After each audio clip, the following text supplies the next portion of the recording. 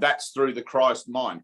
If you were a Hindu or someone like that, you might say, I'm accepting salvation through Krishna consciousness. Or if you were a Buddhist, through Buddha mind or whatever. I mean, I don't know the precise terminology of other particular spiritual determinations, but it's the same thing. All right. So try not to fall into theological arguments with people from other walks and other religions and things like that. But it's the same thing. So no man comes unto the Father but by me is accurate, completely accurate. I'm not gonna, diss on Jesus, whatever he says about anything here, but you've got to find that in you, because it's already in you and you're connected to it, right? The Holy Spirit is in you. And one of the things that I know is that you have to call upon the Holy Spirit. You have to call upon the Holy Spirit to come down to you. Now, there was a point in my transformation where that understanding became something that I realized I needed to do in a kind of a devoted way. I'd heard people say you have to call upon the Holy Spirit, and Jesus even says in the Course, you must call upon the vision of Christ. You've got to ask for it. You've got to want it. And there was a point in my transformation where I realized that even though I'd read those words and heard that spoken in church and in the healing center and at other places, my journey prior to illumination, I'd been to mosques and temples and you name it, churches all over. I went everywhere looking for everything, whatever I could get, I was always hearing the same thing, call upon God. And I made a deliberate choice and a deliberate action that followed the choice to put myself into a kind of a state of reverence or a state of worshipfulness. I don't know how to describe it, where I chose to go and sit by myself and invite the Holy Spirit in. But I knew I had to do it.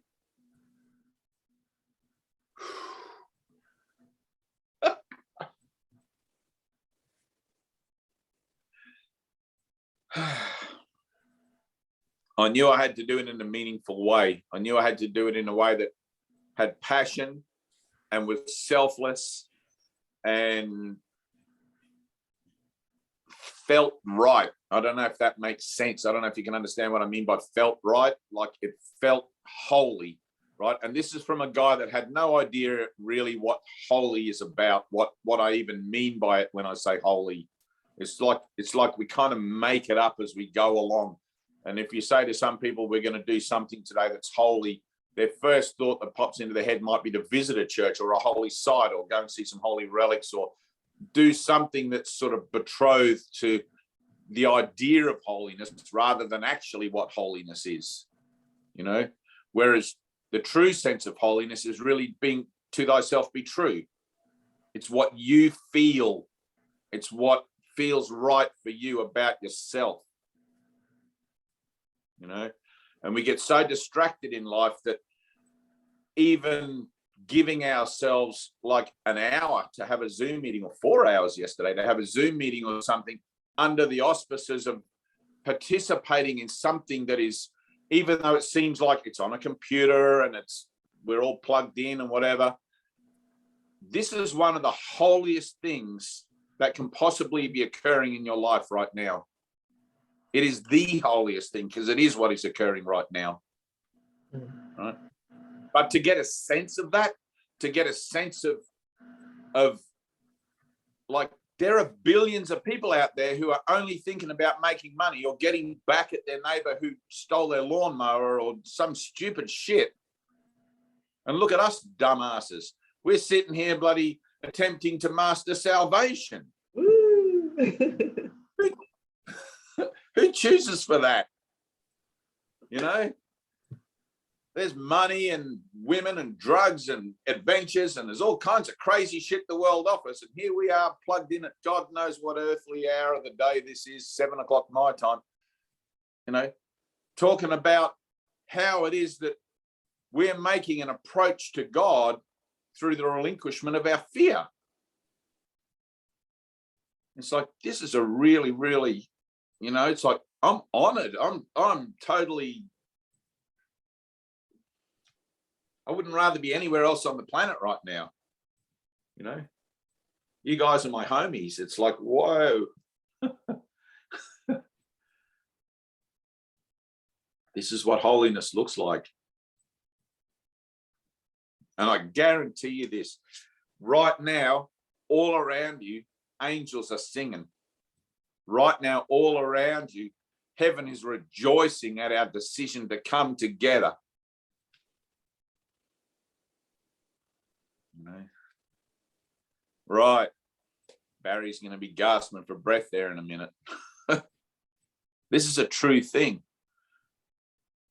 You know, I've been to the Vatican. I went to the Vatican when I was 25. I thought the Vatican's got to be the place where I'm going to find out all about life, the universe, and everything in God. And I got there and I felt like killing myself. It was such a paradoxical contradiction of ideology meets bloody, I don't even know what, sacrifice. You know, there were beggars on the streets outside. I guess it's a very auspicious place to sit when you're a beggar outside the biggest church on the planet. But, you know, and then inside everything's dripping in gold and bronze and artworks and riches and, you know, saving up for the Armageddon. It's like, what the hell are you going to do with all this shit at the Armageddon?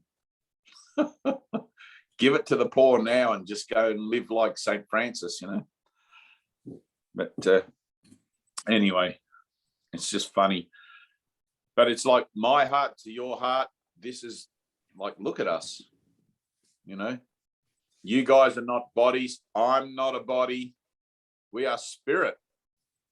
We've come to that place in our journey after thousands of lifetimes, thousands of experiences of incarnation in this horrific environment that is not suitable for a son of God in any way at all, to finally arrive at the debriefing room, right? It's like, you know, when you go on I don't know if you've ever been in, I was in the Navy for a little while when I was younger, and you get debriefed after you do a campaign and they tell you stuff. I was never in a campaign, but they sort of bring you back to normality after you do these exercises and stuff. It's like that. You know, we've had 1,000 lifetimes of just challenge and attack and defense. And then all of a sudden, we're in this room where Jesus is saying, all right, we want you to come back across the veil. But before we do that, we got to debug you. We got to get all those bad habits and all of that shit out of your system, because we can't have you contaminating the purebloods on the other side. But we're being welcomed with open arms, but we need to be purified first. All right. And then we can go on to the next level in the journey of the soul, which is a higher level than this one. You won't have one of these clunky physical bodies. You'll have a much less dense association. Well, I will anyway. I've already been shown what my next level is, but you'll have a whatever it is for you that you go on to that's less dense and less vibratorily challenging than this one. Right. And it's like a staircase. We climb the stairway to heaven. So it's like, thanks for showing up. Thanks for helping me. And thanks for, you know, it's big stuff. So Barry, I wanted to talk to you. I want to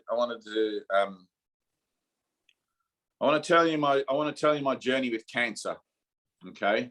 Because I know that's where you're at. I know that you're looking at that idea. Yeah. And the first thing that comes to me to tell you is not to worry about your body. Okay. Whether it seems to be sick or whether it seems to be healthy. I don't care about that. And you shouldn't care about that. I know perfectly well you're not a body. You may have bodily concerns still lingering, family, friends, all these sorts of things. But I know that you're not concerned individually about laying that body aside at any point. Mm-hmm. Right? I know that in my heart. I know that you're already beyond that kind of. Yeah. You wouldn't even be doing the course if you were. No. I know. Right? Yeah. So here's the thing. Your use to the atonement, your use in salvation, your expression, your give, your extension of your light is what it is that heals you. right? Because as you heal others, you yourself get healed, right? Now, in a sense, if I were to be a real spiritual asshole, I'd say, oh, well, there are no others, right? Because that's what you usually get back from people when you do this sort of stuff. But if you're willing to put yourself out there, however that's looking, without deciding how you think it ought to look, you'll be used. All right. Now, the most important thing for you to do is to give your light away, give your love away.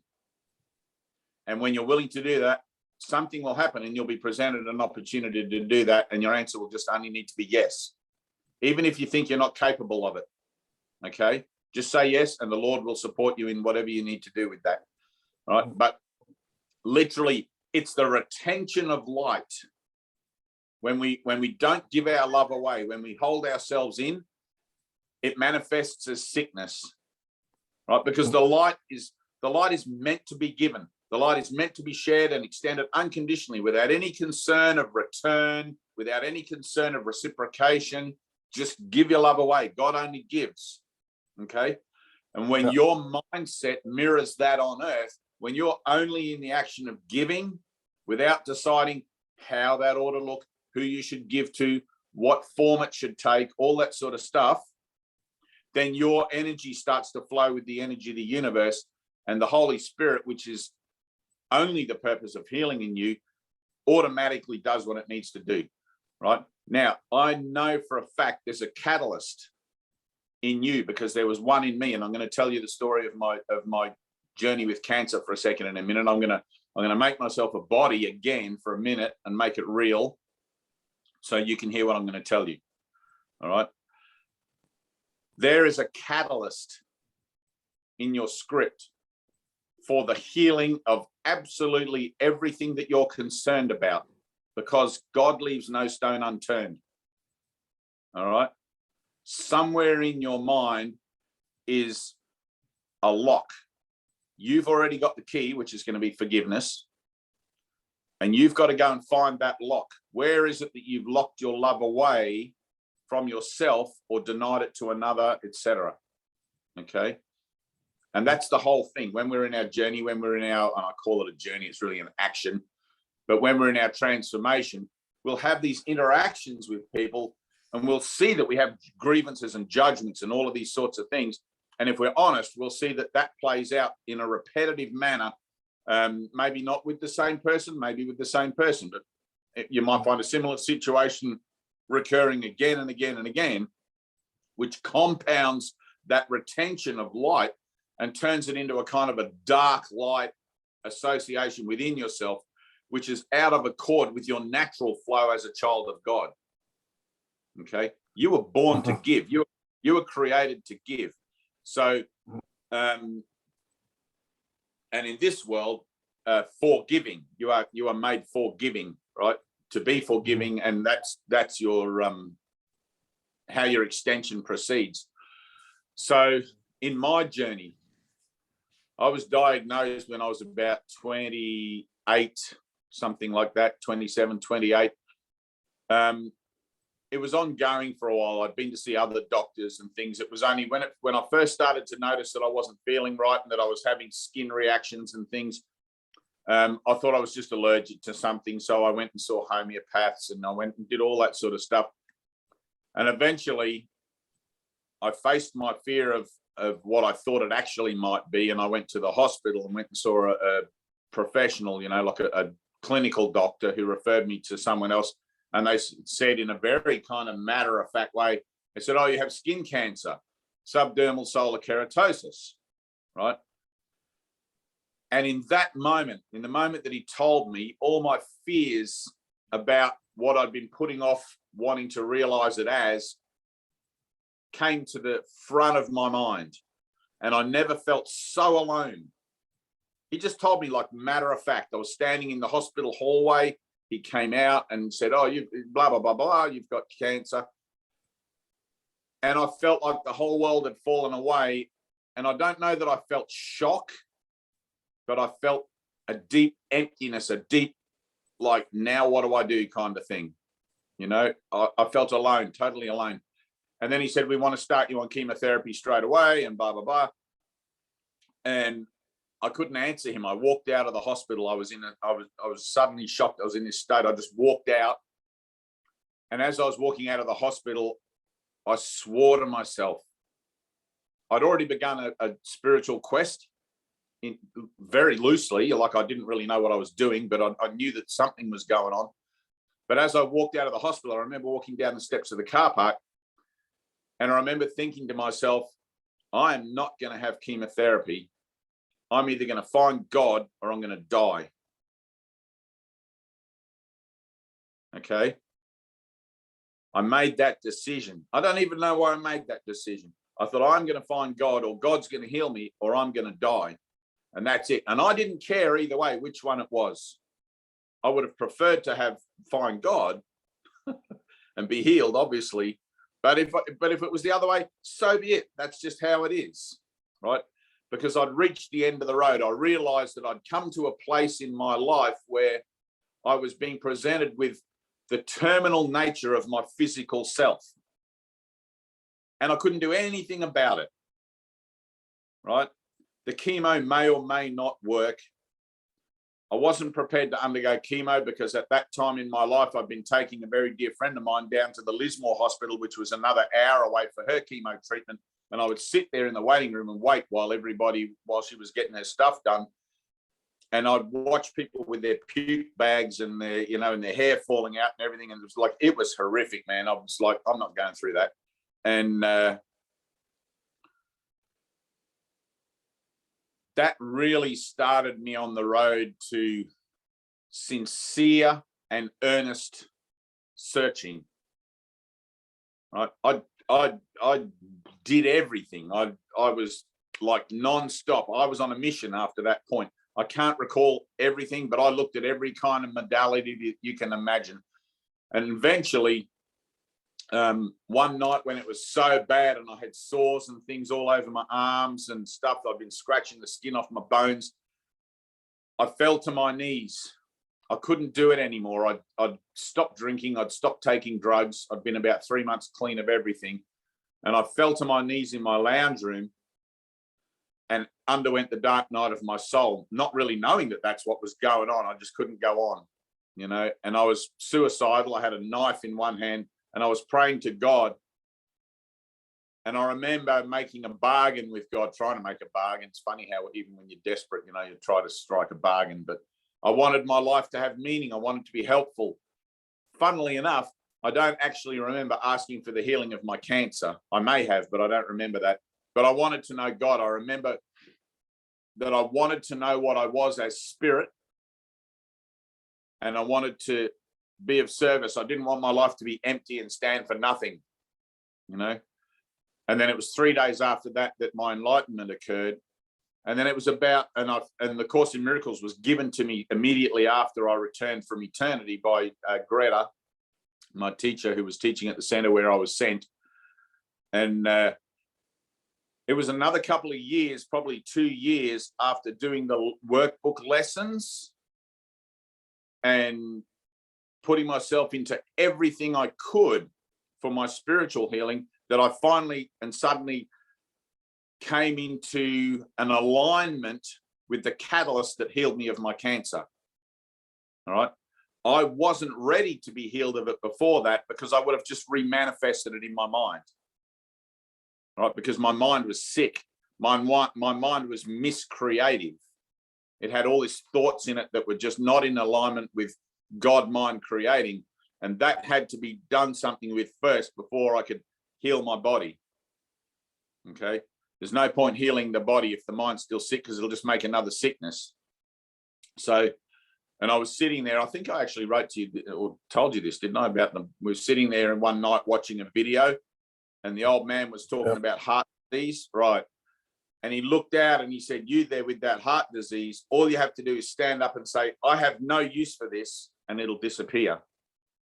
And without even thinking about it, as if somebody else stuck a rocket up my ass, I just stood up and stuck my arms out, which was really plaguing me at the time, and said, I have no use for this. And it disappeared. And a heat like from an ironing iron, if you burn your hand on the iron, went up both arms and through my body, and I haven't had it since. That was 25 years ago. You know, but that catalyst was the old man telling me and talking to me and pointing to me and telling me that. Right now, there is a catalyst for you in your healing also. I don't know what it is. I don't know where it is in the timeline of your particular thing.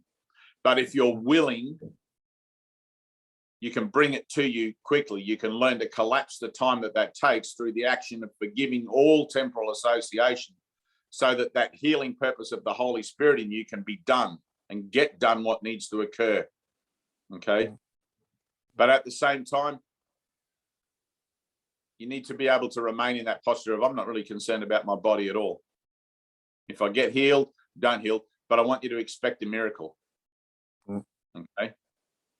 I don't know how that is for you. When I say I want you to expect a miracle, I don't know how it is that you take that on board, but I believe in miracles. One's happened for me. I know there's one there for you, and that's unlimited.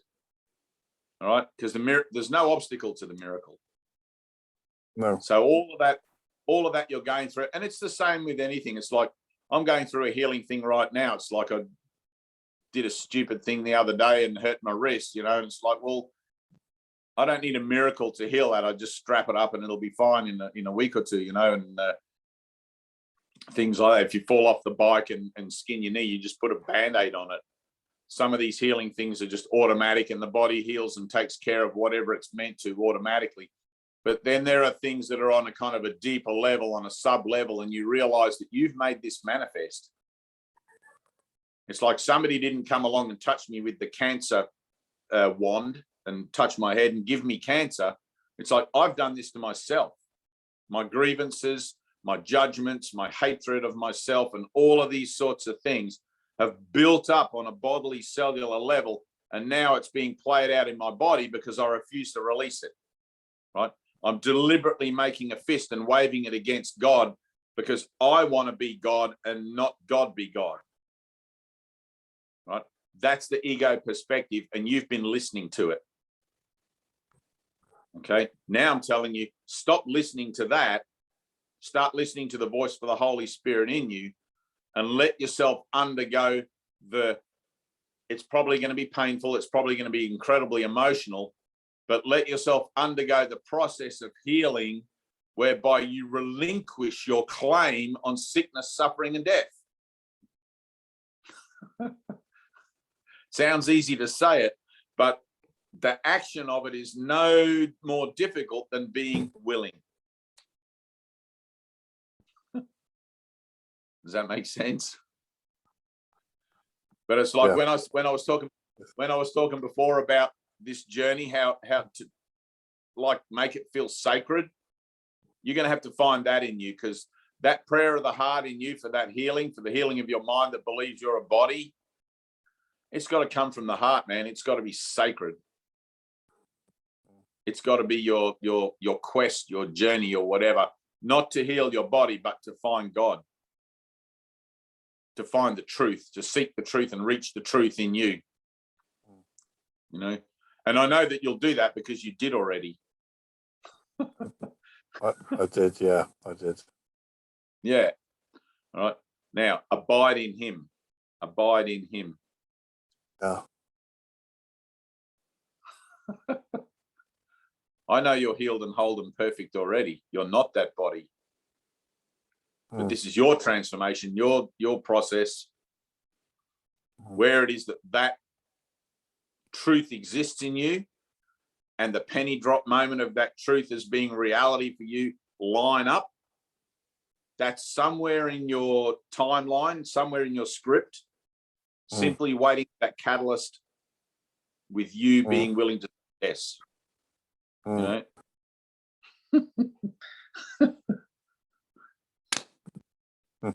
Just stay in the yes. Stay in the yes. Even if you feel like you want to say no, ask for help. Yeah. Right? If something's requested of you and you think, I can't possibly do that, ask for help. God, help me to say yes to this. You know? And I'll tell you another story. This one will give you a good perspective as well.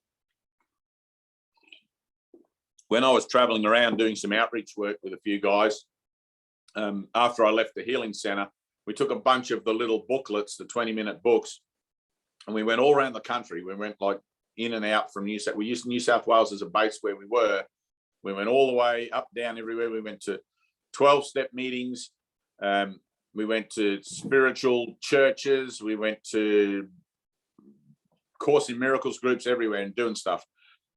And we had miraculous moments every day. Things would happen every single day. And hang on a minute.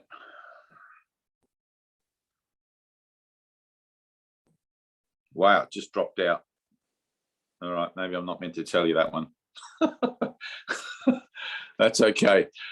But things happen in the yes. All right. All right. Okay, so I have to tell you this one.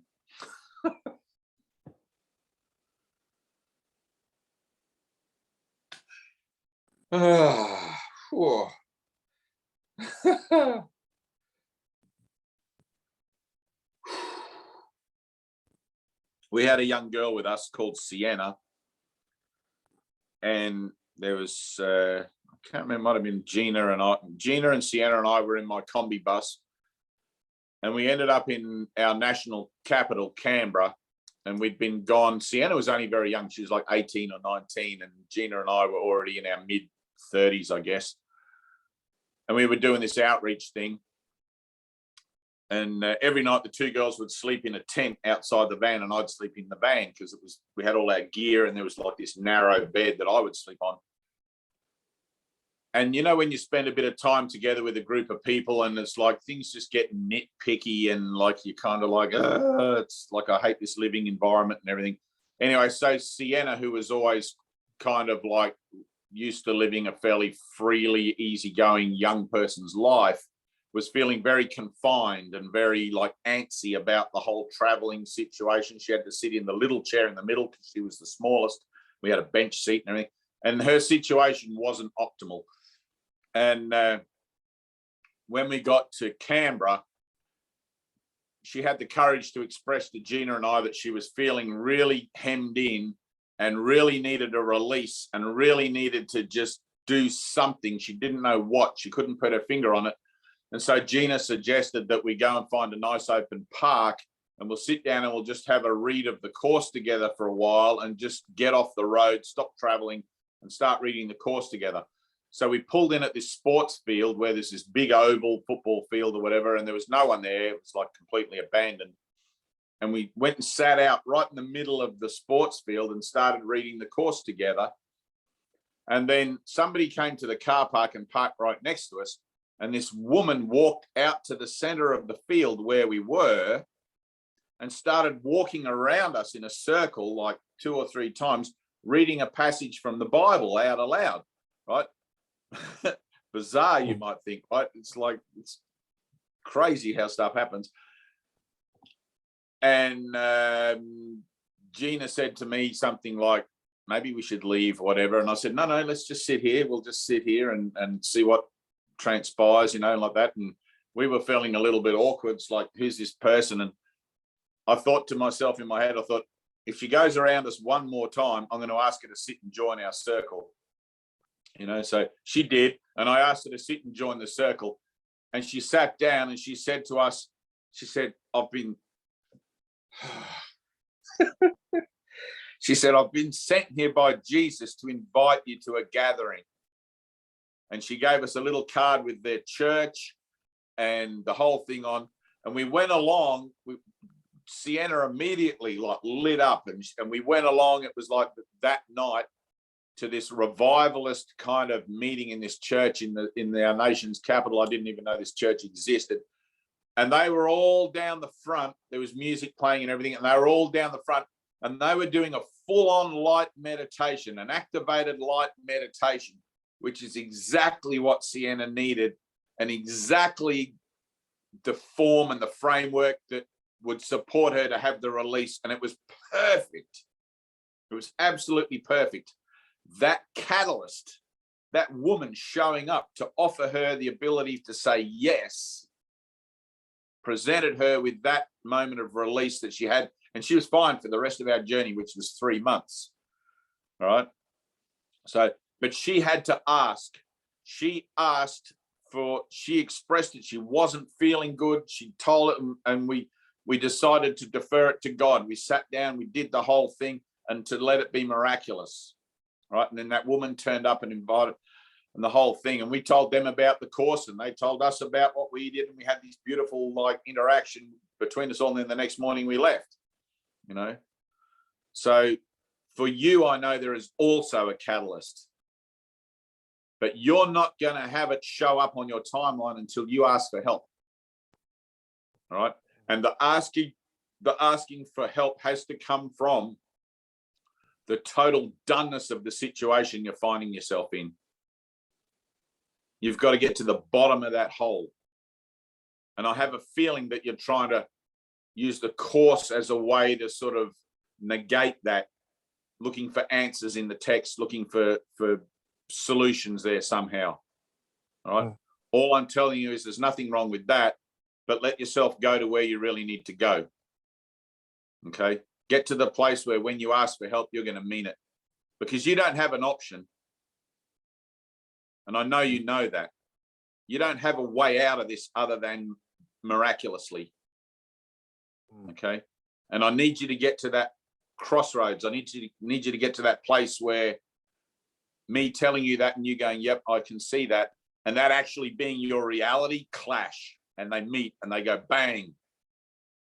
Right? Because your heart's going to explode open and you're going to fall to your knees in prayer, and something incredible is going to happen. Right? The catalyst will show up. God leaves no one comfortless. Right? Jesus is with you every step of the way. He's with you right now.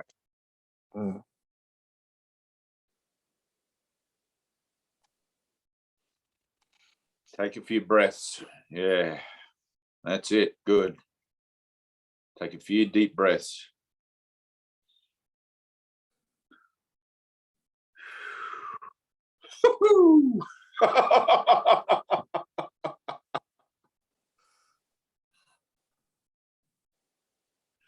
Yes. Right there.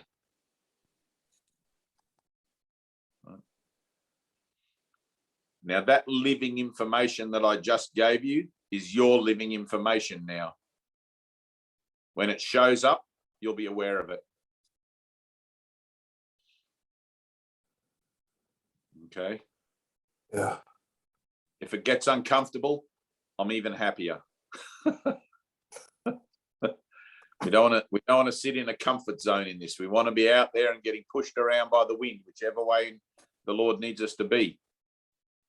Okay. No comfort zones. Use me, Lord, whatever that looks like, for the greater good, because that includes you. The greater good includes you in it.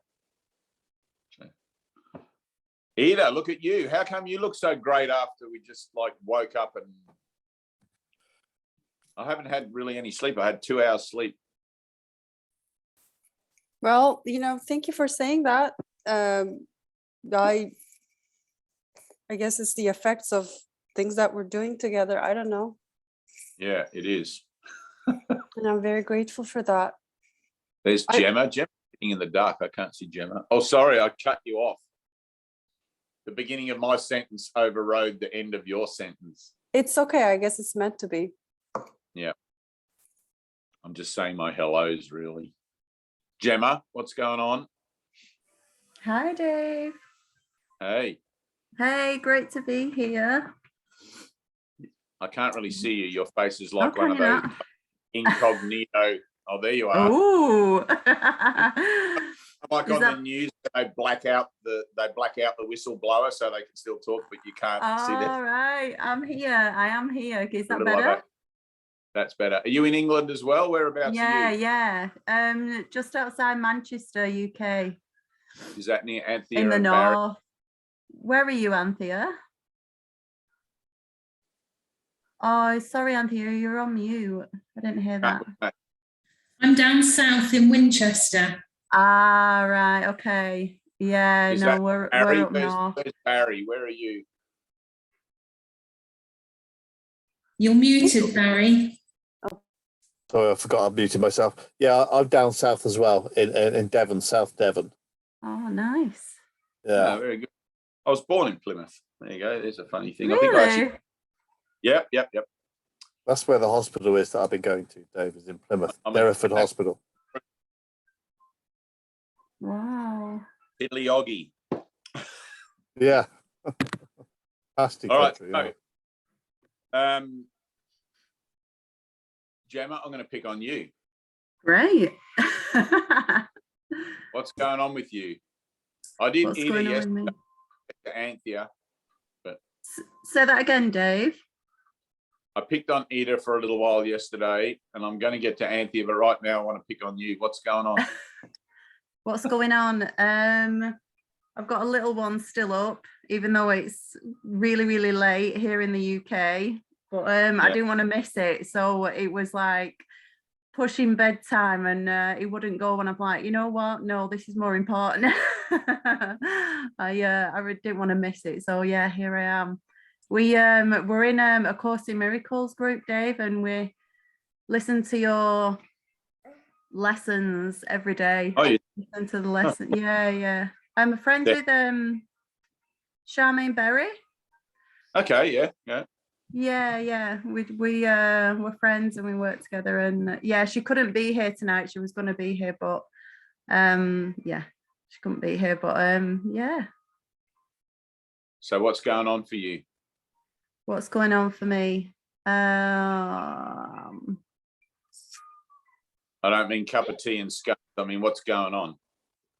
Kind of like dipping the course. It kind of been a bit distracted from the course lately. Dipping in, like, started listening to sort of non-duality stuff. Yep. Don't really know where I sort of sit with all of that, but I just know that your stuff that I read, that you post, it's like really lands. So yeah, I don't really know, really. I feel like I'm in a bit of a wishy-washy place. All right. What do you want? What do I want? Not tea and scones. What do you Good want? question. Right. All right. Stop there. Stop there. Okay. Sit with that question. Mm-hmm. Try not to answer it yourself for a couple of days. Just sit there. What do you want? All right. That's going to bring you to an honest place. Okay. One of the things that happens when you're wishy-washy with the course, and anything really wishy-washy, like your mind's sort of like vacillating between things and distracted and all sorts of stuff going on. Mm-hmm. It's like being a boat on the ocean without a keel. Yeah. You're at the mercy of the tides. Mm-hmm. Okay. Current will take you this way, the current will take you that way. When you know what you want, it's like putting the rudder back on the ship and you can go after it. That's really helpful. Thanks. Yeah. Right. But you've got to know what you want. Now, I'm going to tell you, out of the two possible choices of things you can want is life or death. Mm-hmm. Okay. Now, I'm going to give the game away a little bit here. I'm going to tell you that you've already chosen for death. Okay. All right. So when I say to you, what do you want? I'm giving you an opportunity, or presenting you the catalyst that Barry's waiting for a second, to choose again for what you want. Right. Now, when you make that choice honestly, which is why I sit with it for a couple of days, don't make it now, right? When you can be true to yourself and actually make that choice, then your ship will start to head automatically in that direction. Okay. Right? The wishy-washy will start to get less wishy-washy, and you'll start to have more experience of finding your way and feeling that things are improving and your relationship's changing and everything's starting, you'll feel like you're more in the flow. Okay, that's if you choose for God. Yeah. But you have to be true to yourself. Right? I know a lot of people that get caught up in spiritual stuff and just sort of hang around the edges for a long time, perhaps years or decades, because they haven't yet realized why they're being so wishy-washy, right? Or or perhaps they haven't even realized that they are being wishy-washy. You know, and I'm using your words. Wishy-washy is good words. Right. So I'm giving it back to you. So my purpose is to save you time. That's it. So my ability to save you time in this moment is to present you with that scenario about making a choice, choosing again. Right. Not because I say so, but because somewhere you've sat with it for a minute, for a couple of days, or whatever it takes you. You've looked at it in your heart and your mind about what you truly want, the world or salvation. And you've been able to see that you need to make an actual solid choice about it. I don't care one way or the other. I know you're saved. I know you're whole. I know you're perfect. I know all of that stuff. But in the interest of saving you time, right? Because wishy-washy transfers to everything. If the mind is wishy, it's either going to be, the mind is either wishy-washy or it's focused, right? That wishy-washy will translate to everything in your life, whether you're aware of it or not, right? Same with, you know, money, politics, science, whatever you're interested in, whatever you have a need for. It's like, it's the choice for God in those situations that solidifies your focus on the goal. Okay. So setting the goal, it's part of the course. So there's a section in the Blue Book, Foundation for Inner Peace book, if you've got that one. I think it's actually, the title of it is Setting the Goal. And it's in one of the, I couldn't tell you which one, but it's important to set the goal. And then in times of wishy-washiness, remember that you've set the goal and to go back to that. Okay. Since the illumination of my mind, I've seen, without any temptation, that's all I want. I just want eternity. I just want God. All right. That doesn't mean that the temptations of my old script still don't pop up on my timeline to try and tempt me back away from that. But I remember that I made that decision that I only want God. And in the moment where these things show up, I remember that I've made that choice and I stand true to that choice without knowing how that choice is going to have to play out through the situation of whatever it seems to be presenting to me. Right? I have to trust God there. I have to be miracle-minded about it. I have to have a leap of faith, because some things that show up on my timeline, I just don't know how to deal with it. Right? I need a miracle, which is why we're learning to become miracle-minded, but learning to set the goal and make that choice first. Okay. It's like, all right, my choice is for inner peace. I just want peace. I don't want good times because that implies bad times. I don't want good health because that implies bad health. I don't want excess of wealth because that implies poverty. I just want God in all of these situations. Now, the ability for me to be true to my choice and to see that reflected in my world will show up as a catalyst where I'm able to make that decision. Okay. So in Barry's choice, it's going to be with his cancer. In Ida's choice, it's going to be in a financial situation. Whatever it is, it doesn't matter. The form that your particular salvation shows up in does not matter. Right? But if you're not aware of the reason that things are showing up in the form for you, you're going to miss the opportunity to choose again and think that you're going to have to be able to make only a choice from within the good or the bad of the scenario presented. Okay. And that's not true. You don't have to choose for the world one way or the other. Like you said, you're doing this non-duality stuff, right? I'm not really a fan of non-duality stuff. I think allowing yourself to be completely obliterated by the nature of duality in your own mind is great. Because you have to get the results of your own thinking. You have to see that you're doing this to yourself.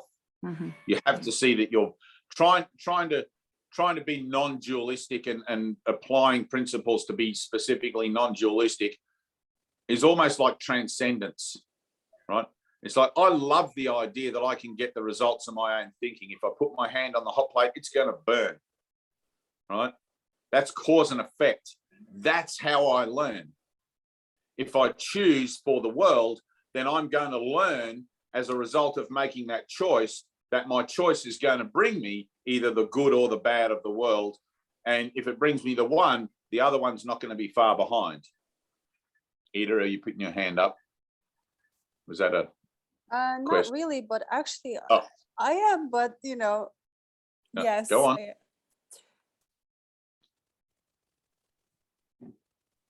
Of course, I want a concrete answer because the I is the ego, right? It's just, I'm like, okay, so if I'm at this job earning this money, getting another job earning more money is something towards God, then? Here's the most stupid question I want, that's my mind is asking, what is finding God? So I think I need to find it myself. Absolutely. You have to find it yourself because you already did, actually. Right? Salvation's a done deal. All you're doing is saying yes and allowing the done deal pennies to drop into place. Now, as far as trying to arbitrate between the different forms, a better paying job or a worse paying job and all of that, that's all included in your journey to God, but it's not the action of your journey to God.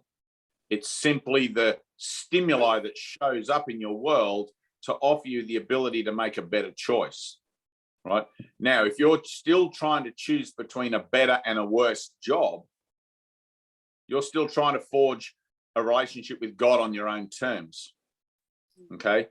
So the choice is, I don't know whether to choose this job or this job. I just want to serve God, okay? And then I'm going to step back from making that choice and allow something not of my own making, not of my own doing, to intervene divinely and present the right decision to make regarding those jobs. And it may be neither of those jobs. You know what I mean? It's like we're learning to be miracle minded. But as soon as I look into my pointy little brain and try to decide which of my thoughts about these situations or those situations is going to be in my best interests, I don't know what's in my best interests. I fuck it up every tick of the clock. I really don't know, Big time. Right, exactly. And when you can see that, you can look at it reasonably and go, all right, why would I trust my own thinking to get me out of this pickle? Let me simply defer this presentation of seeming choice making to God. All right, put your hands together. Father, I don't know. Right, and I'm going to tell you a little story about my teacher Ted that he used to say. I'm just going to take this thing off my wrist. So my teacher Ted, before I'll go back a little bit. This you might find this in amongst his videos, but he used to always tell this story. He worked in a restaurant, right? So I may have the facts and the whatever jumbled up a bit here, but my recall, we're going back 25 years or whatever now, right? But my recall of Ted's stories about his transformation began when Jesus appeared to him when he was 17. He was walking along with his friend or something like that. Jesus appeared to him and said, I want you to come and help me save the world. And Ted's response to him was, are you kidding? You're perfect and look what they did to you. Something like that, And so he denied God in that moment. And it was another 17 odd years until Jesus appeared to him again when he was drug fucked, working in a restaurant, and his situation was bad. And Jesus appeared to him. And in the restaurant, there were two doors, from a kitchen, one's in and one's out. So you don't crash into the waiter with all the plates, you'd go through the indoor, right. So there were two doors in the kitchen. And a voice said to Ted that he was being offered eternity. And behind one door was death, and behind the other door was eternity. And all he had to do was choose. And he wasn't told which door was which. And Ted stood there perplexed by the nature of the choice that he was being asked to make. Okay, much like Helen Schuckman in the Seacoast Cave. If you haven't seen that video, you have to watch it, right? Ted was perplexed about the decision that he was being offered because he didn't know which door was which. And so he would go up to one door and he would stick his toes out under the door to see if he could feel death under that door on his toes. And then he would go to the other door to see if maybe he could feel life, and he would poke his toes under the door and trying to figure out some way, some method of being able to make the decision. And eventually he just gave up and he said, I don't know which door to choose. I just want eternal life. And the voice said to him, well done. You made the right decision. You can go through any door. All right. So it's not about making the choice of which door, which job. It's about choosing for God, choosing for eternal life. Okay. And the Seacoast, I'm going to ram this home for you because I know that this has been going on for you for a little while. The Seacoast Cave story. If you can find it on my, you're probably going to have to scroll down ages. But if you go to YouTube and type in the story of A Course in Miracles, you'll find a very old 1970s thing there with Glynis Johns doing the voice of Helen Schuckman, and Bill Thetford's actually in it. He's still alive, and there's Ken Wapnick and what's her name? Not Mary Ann. Anyway, but Helen's recounting her experiences of prior to hearing the voice of Jesus dictating the course, where she first heard him and said, this is A Course in Miracles, please take notes, right? And she's talking about what the build-up and the backstory was to that. And she used to have these very lucid dreams, right? And she always used to dream in black and white, and then suddenly she started dreaming in color and hearing voices in the dream and being given directions within her dreams, which is something quite prophetic. And one of the dreams, she went into a cave along a sea coast. And in the cave, she found a parchment scroll, a very old, like a biblical, you would unroll it from both ends with the gold tops and bottoms, unroll it, and there would be all the handwritten script. And as she unrolled it in her dream, she saw that as she unrolled the left side, she could read everything from the past. And as she unrolled the right side, she could read everything from the future. And in the middle, in the center panel, there was two words that said, God is. And the voice said to her, you can choose the past or the future. And she said, I don't want the past or the future. And she rolled up the scroll to reveal only the center panel. And she said, I will just choose this, which is God is. And the voice, she said, the voice sounded very relieved in her dream and said, that's good. You can go now. You've made the right choice.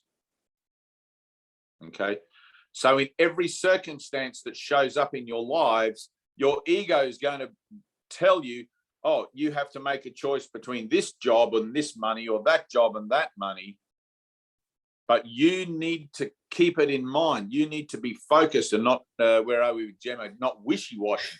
You need to remember that there's a decision for God being presented to you at all the time, because your salvation is always being held out to you at every tick of the clock. And all you need to do is say yes. All you need to do is, your yes in that given situation is the choice for God. You can't get it wrong. As soon as you stop to decide which one's better, then you've got it wrong. All right. It's like, I don't know which to choose. I just want God. And then let it be miraculous. Let it show up. All right. Now, with prayer, with any kind of decision making, whatever, this is a funny thing. There's usually a kind of like a 3-day thing, which is why, Gemma, I said, you don't make a decision about this for 3 days. Just sit with it. Right. There's usually like this kind of 3-day, because everything in time, and sometimes a little longer, but everything in time is slow. We're very dense here in the physical frame. Okay. And even though the light insertion is immediate, it takes about 3 days for you to start to realize actually what's going on. So when we do a light meditation, the benefits of that light meditation don't actually reach a full fulfillment in you for about 3 days, right? You may have a release, you may have whatever, but about 3 days later, you'll start to feel different about yourself. You'll start to feel more peaceful. You'll start to feel good. And you'll be like, wow, I feel good.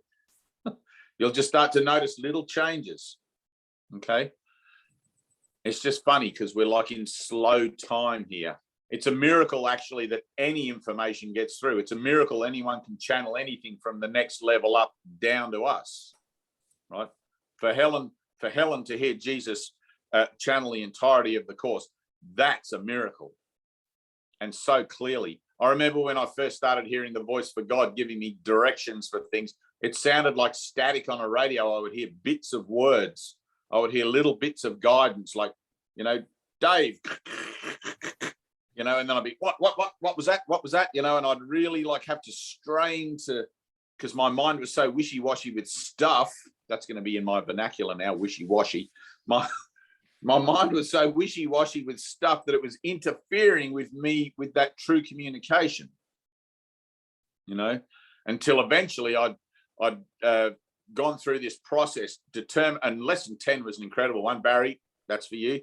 Lesson 10 was an incredible one where I would do it again, even though I was on a different lesson for that day. I would also do lesson 10. I would just include it into my curriculum because I loved it so much. And I would sit and I would process about my thinking doesn't mean anything. And I used to jam it home really hard. It's like, my goddamn thoughts don't mean a thing. Stop listening to my thoughts. And I would force myself, I would be really ruthless and instruct myself, funnily enough, with my own thoughts, not to listen to my own thoughts, right?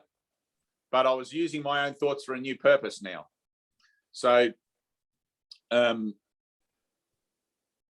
recognizing then that wherever I go, whatever I do, whoever I'm talking to, is an opportunity to be extending the holiness of my mind, to extending that love and to join with others in a place where only that holiness is, right?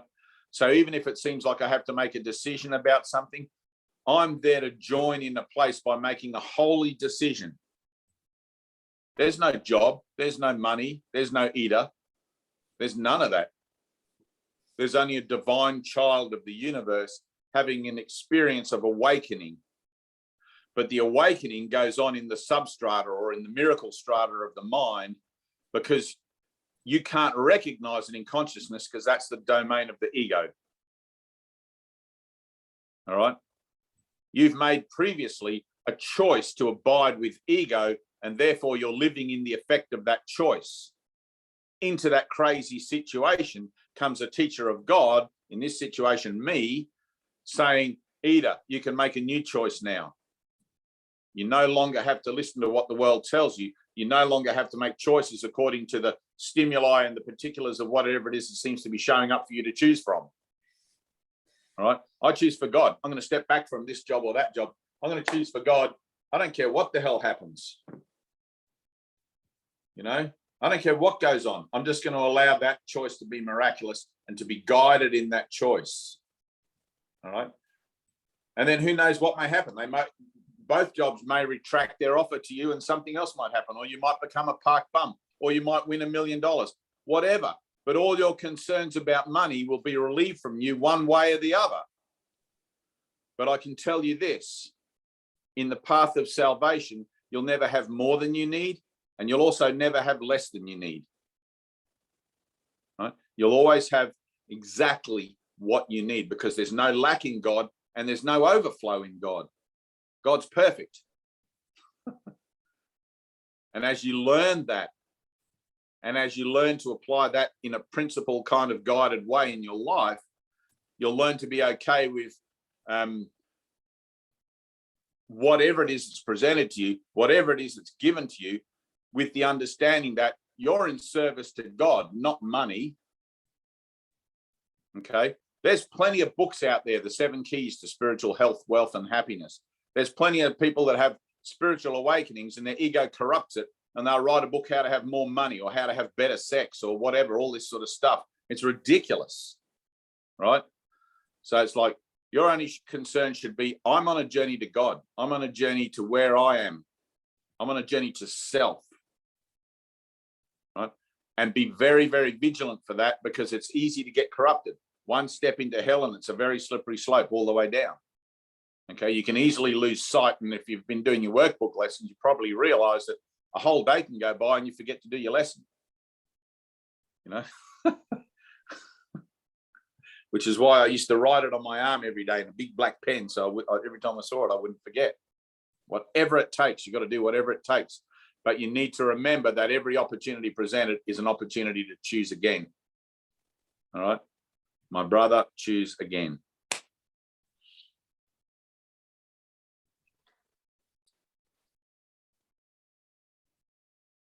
Is that good? That's awesome. Yeah, I just know the difference between when things flow and when they don't. Right, exactly. And when they don't, who's the problem? Right, put your finger on your nose. Yeah, it is so painful when you say, I'm doing this to myself. Right, you're doing it to yourself. Exactly. Let it be painful. Let it be painful. Okay. You're an idiot. The biggest. Right, exactly. Welcome to the Idiots Club. Here we all are together. They're like class dunces. We need 305 lessons to tell us what we are. It's like, you know. Okay. Anyway.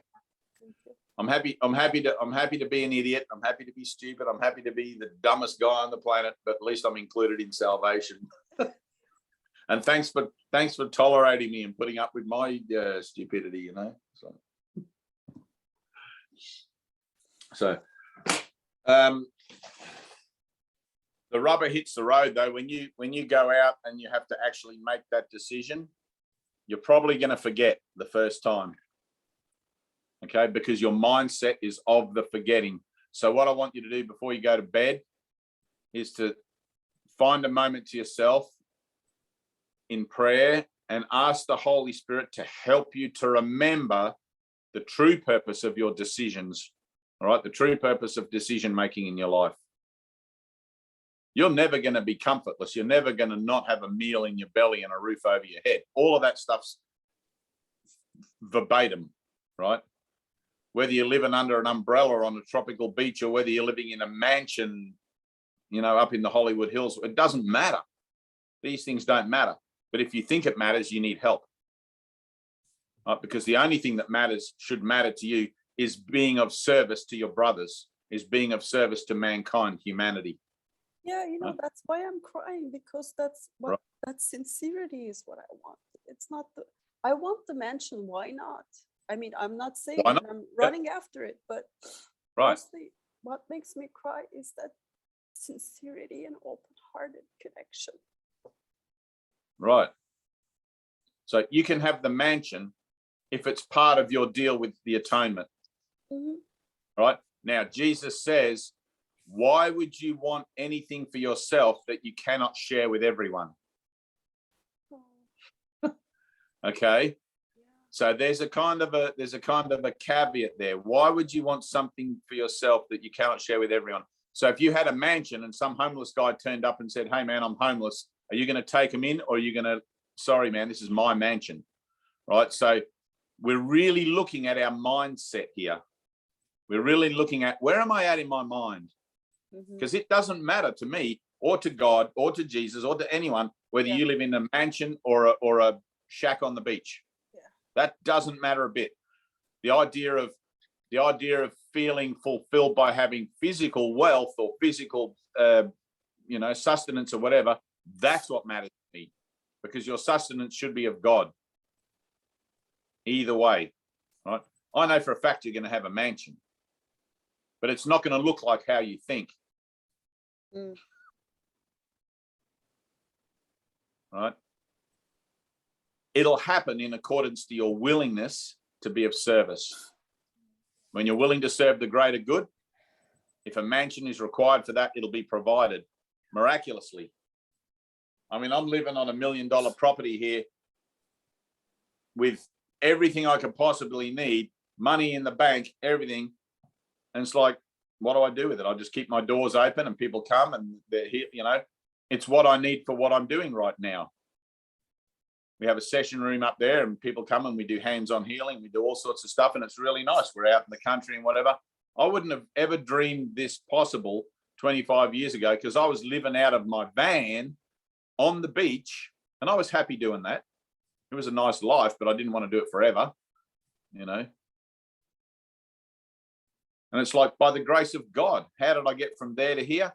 I don't know, but I just stayed in my path of service and I didn't make any choice and I didn't want to make any choice that wasn't for the greater good. And somehow everything transpired. And now I'm putting this place on the market to sell it and move on to what's next. And I'm not going to decide what next ought to look like. I'm going to let it be miraculous.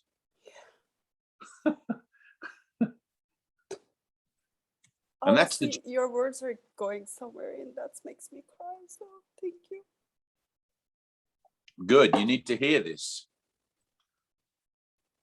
You know, human beings are fundamentally selfish and self-centered, and we need to learn to be selfless and whole-minded, right? Because otherwise we're not in the flow. Yeah. I would rather be in the flow than have all the money and thing in the world. You know, there's no point being wealthy and being completely miserable. Because all you have is your mind, you know.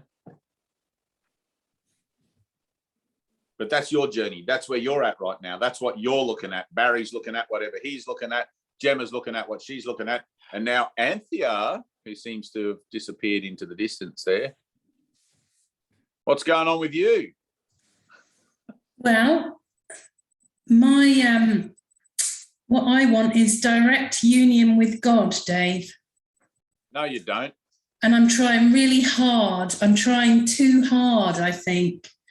Right. I was asking for help last night and I just got back the message that I get back a lot from God, and that is to let go. And I just don't know how to let go. I'm too uptight.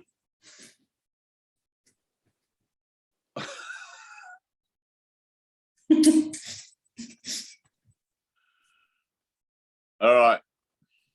Give me a second.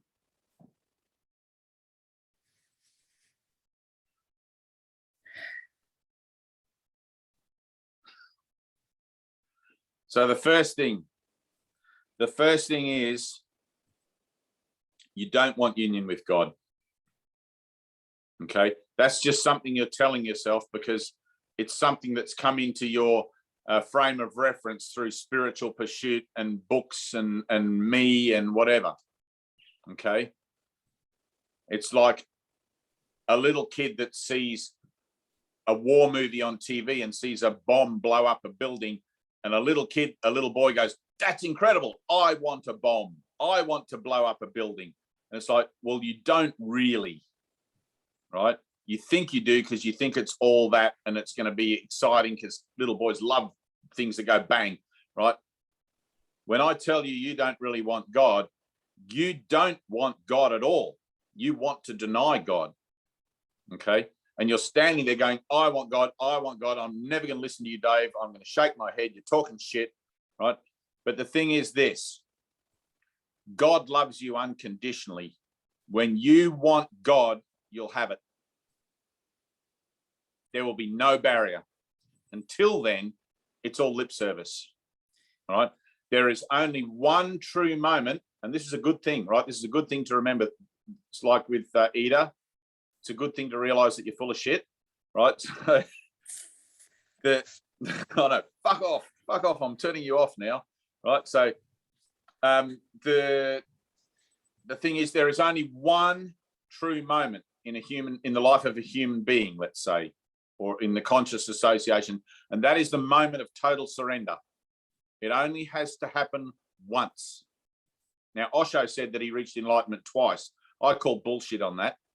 Because it's like, if you remember God, why do you need to remember God again? Because like 25 years have gone by since I had direct union with God, and I haven't, not an instant of a second has passed that I can get that out of my head. It's burning there like the sun in my mind instead of pitch blackness that used to be there, right? But when you want it more than you want. And this is a little Sufi story. Ready? So the Sufis are a sect of Islam, very, very beautiful sect. You probably know them as the whirling dervishes. And Sufism is very, very akin to Zen, right? It just comes across to me that way. It's got that kind of energetic signature about it, but they have a teacher-master kind of relationship in their mosques and stuff. And so the little story goes that one day the master was down by the river washing his clothes, and the student came down to the master and said, "Master, master, I want to find God more than anything." And the master grabbed the student by the neck and held him under the water in the river until no more bubbles came up. And then he released the boy, and the student said, "Master, why did you do that? You could have killed me." And the master said to him, "When you want to find God more than you wanted your next breath, then we can begin."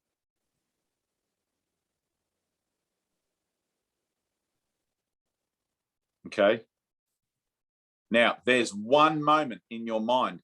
I know that when you say, "I want to find God," that's a true thing, but you don't want to find God now, or it would have happened already. All right. In your mind, there is a moment where you did remember God, where you did awaken, where you had the experience of the illumination of your mind and reached enlightenment and were gone from here. I know that's already occurred in you, but you wanting it is the denial of it already having had occurred in you.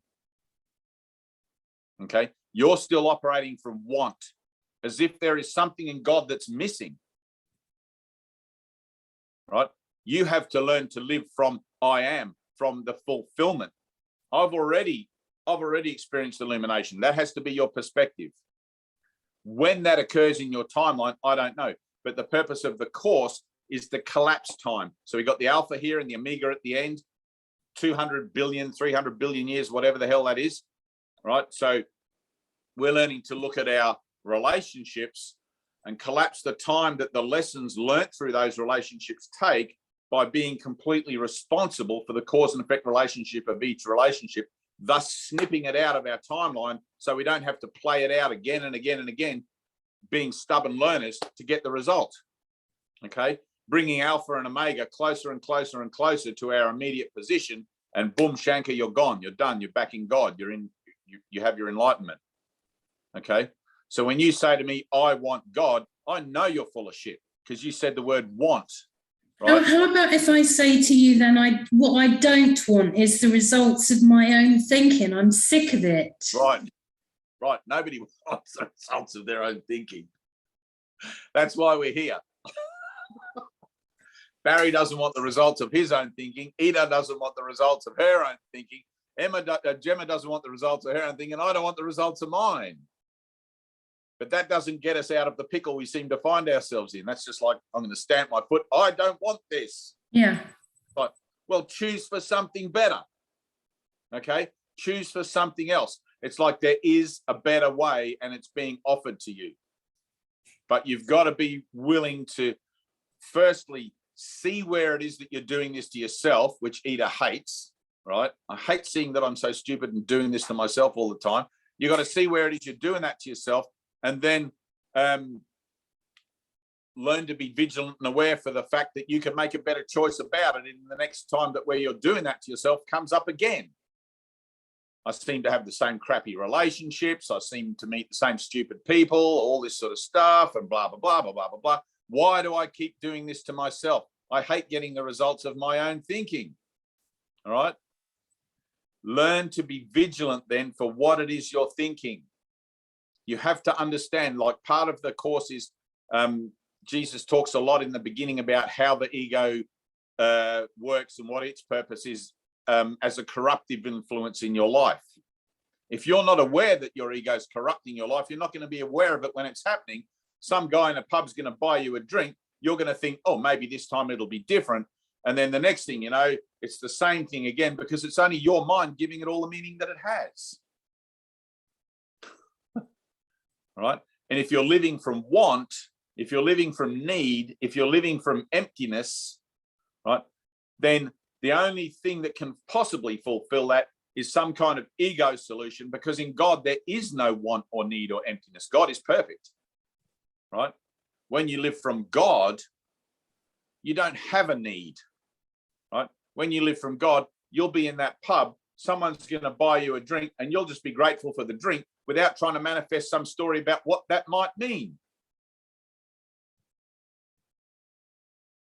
Can you hear that?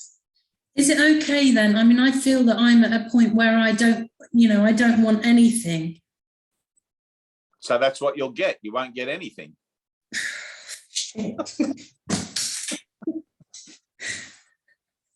Right? But you still don't want. Right? Did you see what you just said? I don't want. First you said to me, I want, and then I don't want. Want and don't want is the same thing. It's one coin with two sides. On this side of the coin, it says I want. On the other one, I don't want. In you, you've got to find that place that says I am. Not I want or don't want. I am. I'm whole and perfect. Ready? Stand up for me for a second. Stand up. Oh dear, I've lost my balance. That's all right. You're allowed to lose your balance. You've lost everything else. Ready? So I want you to say to me out loud with as much conviction as you muster, I am whole and perfect as God created me. I am whole and perfect as God created me. Right, now stay there without deciding what that ought to be. You can sit down. All right? Stay in that place where you have made that declaration. I am whole and perfect as God created me. You don't know what that means because you don't know what you are, right? You've forgotten. It's covered up by this thick veil. But in that declaration, you're saying something about yourself that's true, okay? You may not remember what that truth is, but you're saying something true. That's a true vibration. That vibration, because everything's just energy, is going to travel out into your association in the world and bring back to you a situation, a catalyst that is going to tempt you to deny that declaration you just made. Someone will say to you, oh, that's stupid. Why would you say that? You're just a body. You're going to die like the rest of us, right? Your job, when that comes back to you, it's like throwing a stone into a pond. The ripples go out and then they come back. It's like a bat. A bat can't see at night when it flies. It sends out sonar and the sonar comes back to the bat and it reports its environment, okay? Now, you just stood up and made a declaration. I'm whole and perfect as God created me. That now as a vibration goes out into your world. It's going to come back because everything's just your own thoughts, right? As a temptation to deny that declaration you made, right? Don't be stupid. That can't be true. Blah, blah, blah, blah. No one's perfect. All of these sorts of things, right? We love to tell ourselves as human beings, no one's perfect, right? But that's going to come back to you. Your job, when that comes back to you, is to stand in your defenselessness. Don't defend yourself. Don't justify yourself. Don't respond in any way, shape, or form, right? It's going to unlock a whole bunch of emotional shit in there because that's your thoughts. You've made a choice for God to be whole and perfect as you were created. And then coming back to you, because how dare you say that, right, in the ego's domain, coming back to you is going to be something to tempt you to want to believe that you're full of shit. And you're going to stand there and be defenseless and allow it in you to feel however it feels when someone calls you out as full of shit, right? Or some situation, event, whatever, right? It's going to be emotional. And in that moment, I want you to be still. And like in our golden circle, in our light meditation, be still and allow that emotionality to come up without feeling like you need to suppress it or justify yourself or tell that person or explain why you said that you're whole and perfect. Okay? So, and it's not that they would have known that, but it's like the script of your denial, which is in the running program, it's in the back here, it's still active. Until that moment of illumination, it's still active and it's going to present temptation to believe that you're separate from God over and over and over. And you're now embarking upon a spiritual journey where you're going to say, I'm not separate from God, and I'm going to have these moments of release, right, through confronting my blocks. Now, your blocks are going to show up out there in the world, people, situations and events that trigger you, that push your buttons, that upset you, all that sort of stuff. Your job is to remain defenseless, right? In my defenselessness, my safety lies, right? It's one of the lessons in the course. I'm whole and perfect as God created me, and I'm going to go about my business with that frame of reference as my truth of myself. Even though I haven't yet experienced it, I'm just going to take it on board, and I'm going to live from my spirit, right? You'll find some of your friends will fall away, and others will sort of gravitate to you, like here on Zoom, and want to know what's going on for you and stuff like that. But as soon as you defend yourself, you're denying your wholeness and perfection, right? You don't need defense. You're a child of God. You're innocent. There's nothing in you that you need to feel guilty for. No one is judged for a dream. And you're now in the process of your own awakening, where through the application of the principles that you've been gifted with through A Course in Miracles, you're going to make those changes through making new decisions about yourself in your mind that are going to bring to you the results of those new decisions, which is going to be more peace of mind, more a greater sense of connectedness and all of that sort of stuff, until you find yourself back in the flow. All right. But you need to first learn and be aware of what it is you're doing in your own mind. Otherwise, you won't be vigilant for the kingdom of heaven when it occurs. Okay. I don't want anything. I don't need anything. When I married my wife, I told her, I'll marry you, but I don't need you. It was probably the most unromantic thing any woman standing on the altar's ever heard.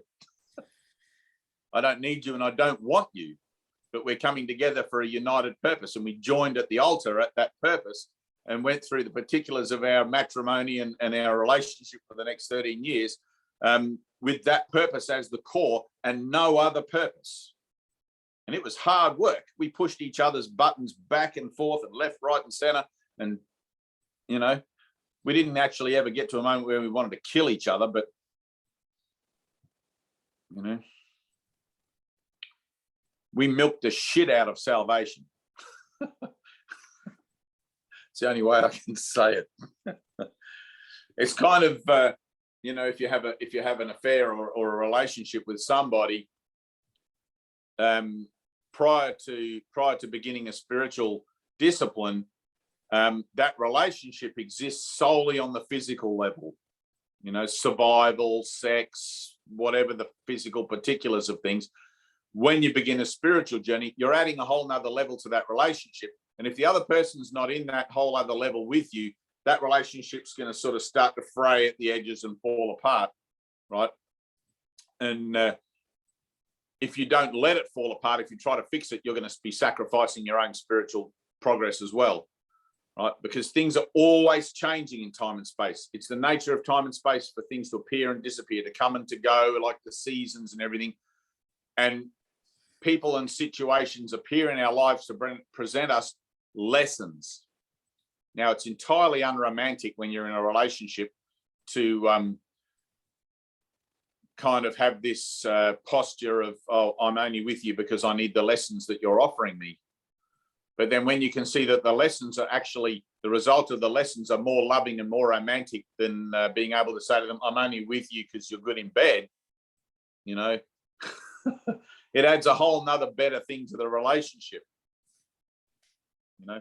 And I'm not talking specifically about having healthy relationships and all that. We're talking about salvation. We're talking about beyond what a relationship can offer you as a catalyst for healing, right?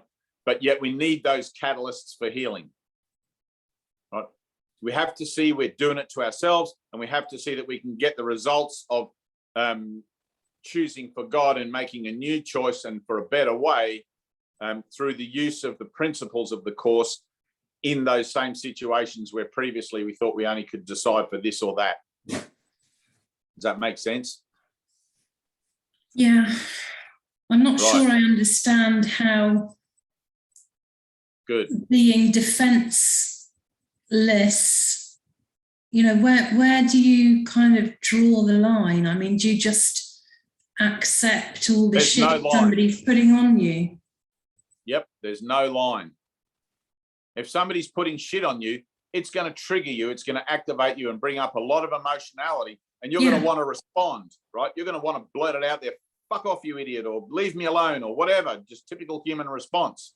Okay. I don't do that. I don't do that. Maybe you'll draw and feel hurt and all that sort of stuff. Who knows? Yeah. Everyone has their own way of coping, right? But instead of all of that, you're going to offer that emotionality to God. You're going to use that emotionality, right? So the thing of don't waste your pain, right? When you're triggered, when someone's hanging shit on you and you feel bad, you want to either push it down and just wish you could hide or punch them in the face or whatever. You're going to use that energy because it's energy, all right? You're going to use that energy for prayer, right? Because that's what it's for. They're doing you a favor. They're offering you an incredible gift. What's the prayer, Dave? What's the prayer? So the prayer is for the healing of the mind that believes it is separate from God, right? But that's what I tell you the prayer is, right? It has to be your prayer. It has to be authentic from you, right? It's a prayer asking for help. It doesn't matter particularly the words you use. The words are immaterial. God knows what you want before you ask. The Holy Spirit's on your side. Okay? The fix is in. You can't fuck this up. You may miss the opportunities many times, right? The Holy Spirit's been like, maybe this time, is she gonna offer it to me? Is she gonna offer it to me? And you'll be like, oh, I'll push it down. I'll just pretend that guy never said that. And you'll be like, oh, missed the opportunity, right?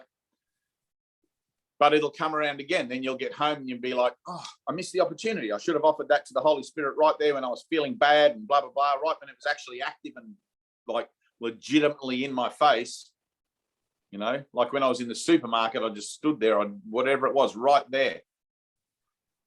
So in your defenselessness, your safety lies, because in your defenselessness, you're actually allowing for the action of healing to occur, right?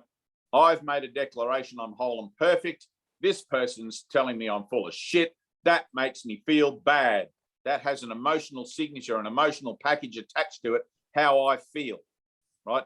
It might be 2 pounds of emotions, right? So you've got a 2-pound prayer right there.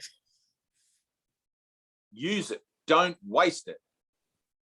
Because that prayer, that emotionality flipped over for prayer rather than denial or retribution, right? That emotionality flipped over for prayer is the passion of the heart. The ego's going to label it as anger or depression or whatever, you know, and all of this sort of stuff. But you now in your new purpose, in your new function, are going to say, well, I'm going to take all of this emotions that I've got and I'm going to let God have it through prayer. I'm not going to push it down anymore. I'm not going to bash people over the head anymore. I'm not going to do all of these coping things that I used to do anymore because I feel bad. Of course I feel bad. I'm in a world where nothing makes sense and everything dies. Why wouldn't I feel bad? That's an honest admission. I hate it here. This is terrible. Jesus says you got to hate the world before you can do this. You got to see what the world is. Feeling bad is not a bad thing. It's okay not to be okay. It's an admission that I'm human. Right? Stop trying to make yourself feel better and admit to yourself how you truly feel about things and let God have that. Okay? And it's always going to be your family and friends that give you the biggest bags of emotional weight for prayer than, you know, like if somebody at the supermarket just went, oh, look out, you dumb bitch, you know, and insulted you or whatever, you could probably fob it off and go, oh, how rude, you know, whatever, and just forget about it. And there would be just a little emotional reaction there. But even that could be the tip of an iceberg. You know, it's like any opportunity, any catalyst is the tip of an iceberg. It's like you see the little bit that shows up for you on the physical plane, in the play out, in the drama, in the theater of your experience, right? But what's underneath there, it's like, man, you're on the Titanic. There's the tip of the iceberg. The rest of the iceberg is massive. It's the entirety of the belief in separation. It's not the belief in I'm not worthy because this person said called me a name, or it's not the belief in I'm something, or I'm hopeless about this because somebody said something. Oh, hello, there's Viv. And, it's all about your relationship with God. So when you walk in defenselessness, you make that declaration, I'm whole and perfect as God created me. I don't know what that means. I don't know how that applies to anything particularly, but I'm going to make that declaration and I'm going to try my damnedest to live by it in the place where something's tempting me to believe that I'm a body and that I'm going to die. Okay? One of those things is true and the other one's false. Now, in the face of the false one, when it shows up, which is why you have to learn the particulars of what the ego is about, right? So you recognize the falsity of it when it shows up. In the face of the false one, when it shows up, don't defend yourself, right? The innocent need no defense. Got it? An innocent man needs no defense. Do not defend yourself. Now, that's going to bring up the historic references that you have of how maybe your parents might have said, oh, you're a useless child, or maybe whatever. And you'll have all these connecting, because synapses connect similar memories together to form a reference for identity, right? All of this emotionality is going to come up in you, and you're going to be like, man, that woman in the supermarket only called me a stupid bitch. Why am I reacting so badly, right? Because you've got a whole history of stupid bitch in you. It's the stupid bitch script that you wrote for yourself. All right. I'm going to be a stupid bitch. I'm going to have people confirm that my identity is a stupid bitch by calling me that. I'm going to feel bad and it's going to validate my identity. All right. All of a sudden, Jesus comes along and goes, hey, that's not your identity. Your identity is whole and perfect as God created you. You've been living in a dream of your own making, in a miscreative thing. You're completely bonkers. And now we're going to return to sanity. And you're like, okay, what does that look like? Right? It looks like defenselessness. It looks like I'm going to stand with Jesus here. And even though I don't know what it is, I'm going to accept that I'm perfect. Even though I don't understand my innocence, I'm going to accept that I'm innocent. And I'm going to allow myself to be defenseless in the face of everything that tries to convince me otherwise. Right? And that'll bring up everything it needs to bring up. When it brings it up, offer it in prayer. Right? I feel bad, God. When you feel bad, right? See if you can hear this. When you feel like shit, your prayer is going to be more honest than when you feel good. Right? You're going to mean it more. It's like that old saying, there are no unbelievers in the foxholes, right? So in World War II at night when the bombs were falling, the soldiers out in the field would dig a hole called a foxhole, and they'd all hide in their foxhole, and they would be praying like hell that one of the mortar bombs didn't land in it. Right? It was the only kind of protection they had.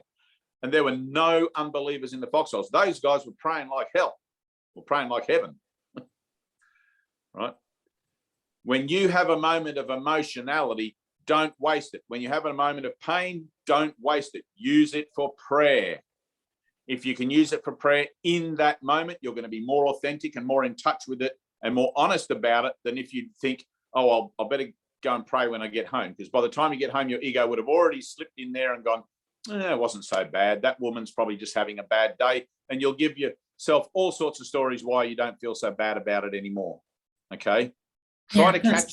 That's totally what I do. I say, right. Oh, it's all fine. It hasn't hurt me really. I forgive the person.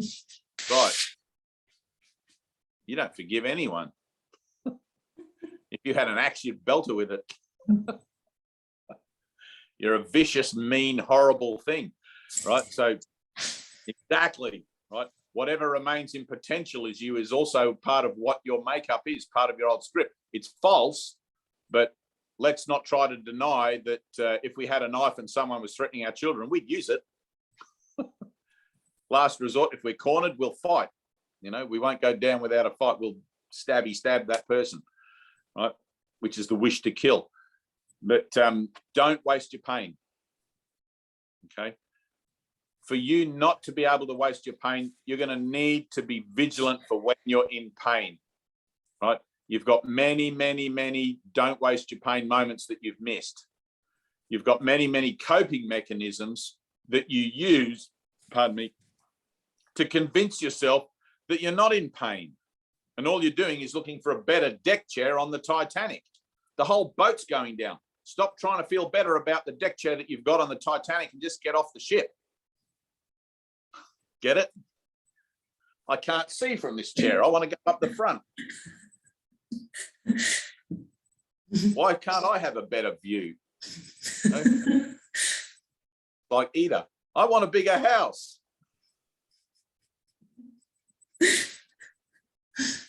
It's all going down. Time and space. Everything ends here. Everything has a beginning and an ending. From little tiny creatures and bugs to planets and stars. Everything has a beginning and an ending. Let's just get out of here. It's a dumb idea. We came on a holiday to this crazy destination. All of a sudden we forgot where we're from and we think we're stuck and beholding to this crazy destination, and we're white knuckling it, hoping that our ship doesn't go down too soon. You know, I kind of like it. It intrigues me, this death idea, but I see that it doesn't really have a positive ending. And we try to play off our particular position on the deck chairs by saying to ourselves that oh, that person's worse off than me, that makes me feel better about myself, or things like that. It's like, that's crazy. You're all going down together, right? It doesn't matter who's better off or who's worse off. You need salvation. Okay, now salvation is participatory. You have to participate in it. You have to activate yourself. You have to learn when the situations are presented, that you're being given the opportunities to make better choices, to choose again. You're not going to do that if you're not aware that you're sabotaging everything for your own good all the time, every tick of the clock. You got to see where it is you fuck things up. You just got to have your say. You got to put your 2 cents worth in. You got to have it your own way, all of these sorts of things. And the next thing you know, oh, it didn't work. Ooh, something's all falling apart again. My life's just gone to shit, right? Stop trying to steer your own ship. Stop trying to put your 2 cents worth in and have your say, and let yourself be guided. To the ego, that's an insult, all right? Let yourself be guided by the Holy Spirit. Right, so yesterday we had in our Zoom meeting, I don't know if all you guys were there, but in our Zoom meeting yesterday, we had, I can't remember her name. She'd broken her ankle and couldn't stand up or whatever, but I could tell, right? My own inner guidance was telling me there was something going on for her in a health kind of way. And it wasn't to do with her ankle particularly. That was a result of everything else, right? Because things get worse if you don't heal it. There was something going on for her, and she needed to eat fish. Okay. And I said to her, I'm getting a sense that you really need to eat some fish. And she said, oh, that's funny. 2 days ago, I heard a voice that told me I need to eat some fish. Right. She didn't follow that direction. She didn't follow that instruction to do it. It had to be that 2 whole days were wasted before she came back around to being sitting here with me and me telling her to eat fish. Okay. Now, I'm telling you not to waste your pain. Don't waste the time that it's going to take for that pain to be recognized by you and go through it. Okay. If I was to say to you, Anthea, right now that you are in all the pain in the universe that there is right now, you probably wouldn't believe me. But it's true. Your bodily association, your static condition is what pain is. And if you're honest, and if you're willing, when we step into our light circle, you can activate that pain. You can feel it, because pain in your mind is an idea. And if you don't adjust to that idea, you're going to start to get a sense of the emotionality that pain brings on.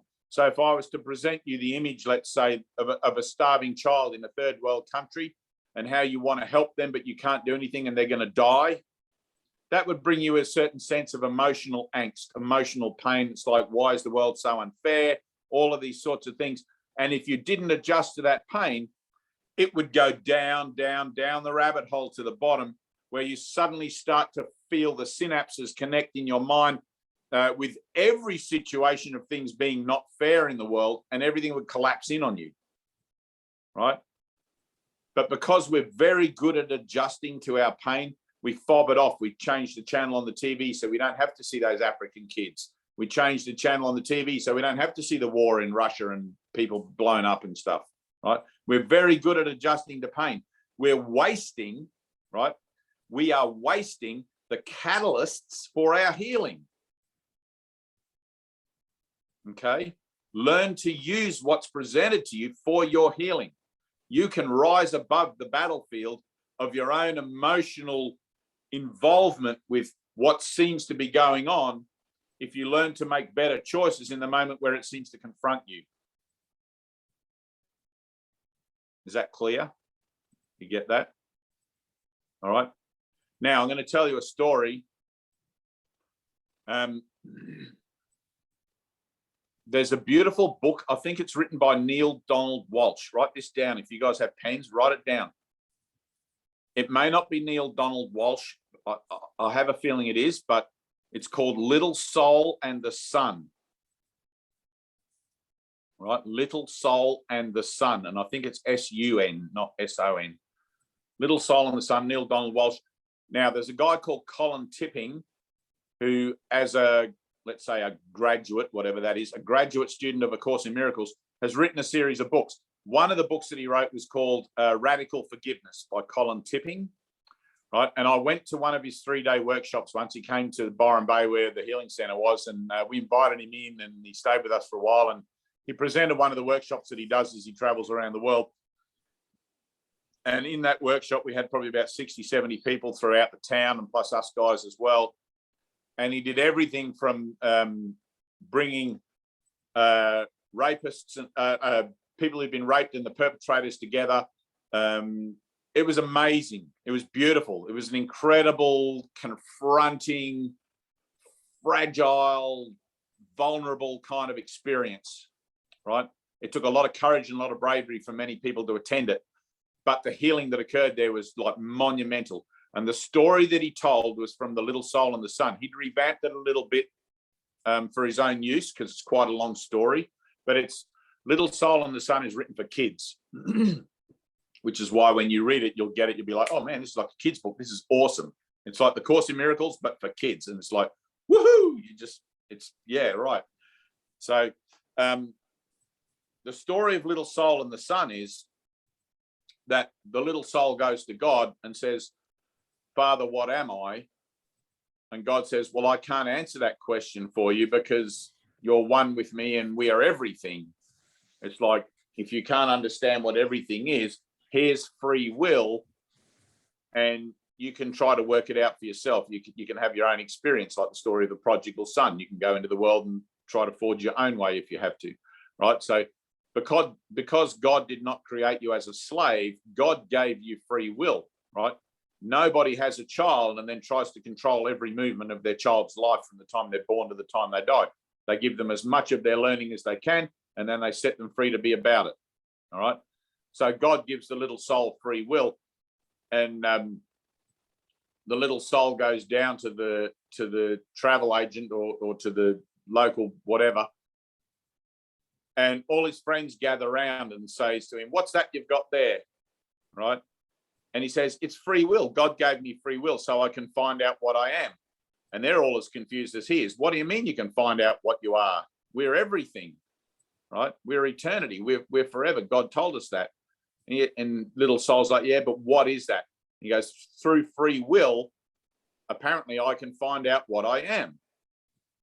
So all little soul's friends think this is a great idea. This could be an adventure. What the hell? We don't know. It's all brand new to us, right? It's like kids. You give them a new toy. They all want to play with it, right? So little soul says, well, I want to experience what I am. And all the kids are like, well, I want to experience that too. We'll help you. Okay, so they all go down to the travel agent or the hokey pokey shop, whatever. I don't know any town, I'm just saying that. And the guy at the counter goes, oh, free will. All right, well, here's the journey. The journey's called separation, right? It's the journey of the soul. It's called separation. You'll need a cast and crew of people to come with you to make it seem real to you. And all little soul's friends are all jumping up. We'll go. And there's a list. One of you has to be the rapist. One of you has to be a murderer. One of you has to be a millionaire. One of you has to be this, that, and the other. And they don't know what it is. They don't know what any of those things are. They're innocent, perfect children. And they're like, yep, we'll play that part. We don't care. Yep, we're in. We're in totally, right? They love little soul unconditionally, so they're willing to play any part without knowing what it is, right? Which is why Jesus says, forgive them, Lord, they know not what they do. Okay, so little soul hands over his free will. The next thing you know, whooshka, they're all being born on the earth and things start happening. And before you know it, little soul's having experiences of being bashed and raped and earning money and losing money and going on voyages and the Titanic sinking and he's drowning and then he comes back in another life and all these things. And all these people keep doing things to him until finally he stops to question, why is this happening, right? Why are people so mean? Why is the world so unfair? And it's like, because this is the journey you've chosen. You've chosen to experience what you are by not so much a process of elimination of what you're not, but by realizing that not only don't you really want free will because it's not beneficial, look what it's got you, right? But by also learning to accept your place in reality without question. Okay, but it has to be your choice. It's kind of a hard choice to make because you don't really have a choice. All right, but you have to forgive yourself for inviting your friends and your loved ones in to play those parts for you.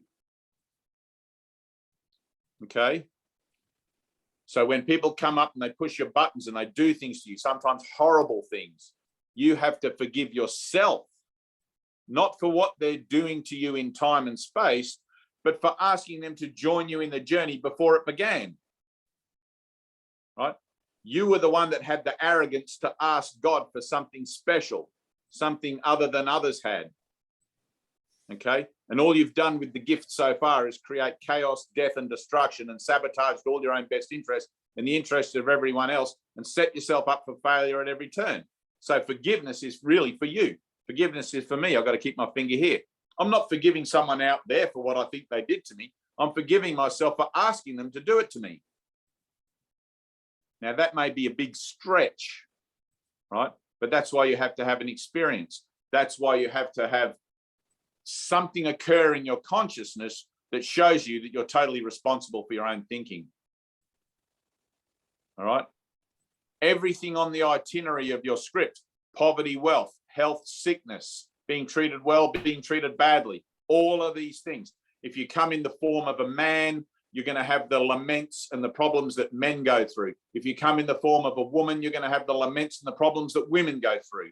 It's one's not more or less than other.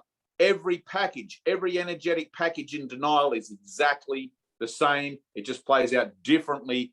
And we'll say this is worse than that, that's worse than that. But that's what the package is designed to get us to believe. Okay. Inner peace is inner peace. It's the only pathway out of the script of duality, of better and worse, of mine and yours, of good and bad, of need and lack and want and all of these things. Okay. Which is why we make the decision for peace and we don't compromise it. Right. Teacher of God, accept no compromise where death plays a part. All I want is peace. Everything that's going to distract me from that, I don't want it, but I'm going to use it and I'm going to use the pain or the emotionality that it brings up to pray for the healing of my mind, right? For my own forgiveness that actually invited that in the first place, right? For forgiveness of myself, for my belief in separation, which has been playing out at ad hoc, at random, making me think I'm a victim or a perpetrator or whatever. I started feeling guilty. Good. That's good. You're not Me too. guilty. Me too. Right, good. Right. Okay. Now, instead of feeling guilty, feel responsible. Okay. Okay. You're Guilty not, is like the victim guilt, that thing. right. Exactly. Yeah. So you're not guilty of anything because you're a child of God. That's just a mind game that your ego wants to play. I'm guilty for the suffering of others. Well, In a or sense, myself, or the separation, or whatever. That's right, exactly. In a sense, yes, you're guilty, but no, you're not guilty. You're responsible rather than guilty. Okay. Once you see that you're responsible for the cause and effect relationships of your experience here, then you become responsible for cleaning that up. Okay. You've made a mess. You got to clean it up. You weren't aware that it was you making the mess initially. You wanted to blame everyone else. And now that you're aware that you're the one making the mess, you don't like how that feels. Oh shit, I feel like an idiot. I feel bad about that. Look at all the mean, horrible things I've said. Look at all those times I've tried to get the better of a situation over someone else. You know, all the judgments, the grievances, it's just thick and ugly. And it's like, that's the ugly part of the course, is looking in the mirror. Okay. The hard part of this is looking in the mirror and seeing what it is that I've done to myself. And by definition, my brothers, because I am connected to them at some level, and I carry my own damage and I spread it out amongst the community if it's unhealed in me. Get it? I need to heal it in me, so I'll stop spreading that shit. I need to stop talking shit and start talking holiness. I need to stop talking shit and start talking forgiveness, love, peace, so that those who think of me think of peace. Right? Now, the process is kind of ugly. Right? It's horrible. If I could do it for you, I would love to. I love you so much. I would gladly take your parcel of salvation, which is all that emotional garbage that you've got, and process it for you without the need for you to be even aware of it. But I can't do that because you have to be aware of it. You have to see your mind in action in order to know that you're repenting and turning back around and facing the light and walking into the light by the action of your forgiveness. Okay? Otherwise, you're still going to linger in denial somewhere. Okay? Oh, look, Tina's back. So the idea that you feel guilty, that's great. Don't waste that pain. Okay? I used to feel guilty. I used to look out there and see something happening. One day I was walking down the street, coming back from having a coffee, and I thought to myself, I wonder if I'm responsible for car accidents and everything that goes on. And the next thing you know, this car went flying past me down the road and plowed into a pole, right? And by the time I got to the pole, the ambulance station, which was literally 100 meters down the road in the other direction, was already activating and coming up to the pole. And I'm like, did I just manifest that? You know, and I felt shit for days. It's like, why was I thinking that? Why wasn't I thinking about love and God and everything else, right? I don't know if I made that manifest, but I reacted to it. I felt bad about it. So it was useful to me in my transformation. But it happened. No one was hurt, luckily, but, you know, thank God. But I look at it as, I'm not responsible for the world and what's going on in the world, but I'm responsible for how I think about it. All right. I'm responsible for my reactions to it, because they're either going to come from love or they're going to come from fear. And if I'm telling myself, oh, I'm guilty of that suddenly because I've realized I have the power of the universe in my mind and I've been using it miscreatively, then that's not going to help me. All right. I've got to realize that even though I want to feel guilty about it all of a sudden, because suddenly it's been revealed to me that I'm responsible for my world, I need to rise above that and put on my big girl pants and take responsibility. We don't have time to sit around and languish in guilt and languish in suffering and sorrow and, oh, bad me, and beat ourselves up over it. We've been doing that all along. We've been beating ourselves up over everything all along. All right. It's time to snap out of it, stop playing those mind games, and stand with Jesus and go, all right, let's be about the work. Let's get into the vineyard, pick the grapes. You know what I mean? Make the wine. You'll still feel guilty. Along the way, things will happen and you'll want to feel guilty. Along the way, things will happen and you'll want to feel angry. Along the way, things will happen and you'll want to feel depressed. But all of these things are opportunities. If you don't recognize them as the opportunities that they are, you'll miss them, and they'll have to come all the way around again in your own individual timeline and present themselves in another situation for your learning again, perhaps in another person, place, situation, or event. But you'll recognize it by the emotionality that brings up in you. Guilt or sadness or misery or whatever. all right?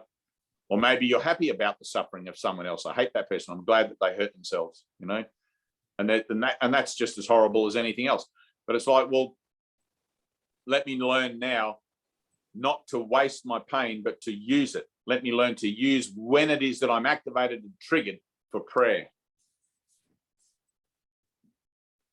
Okay? Because my choice, my goal is peace.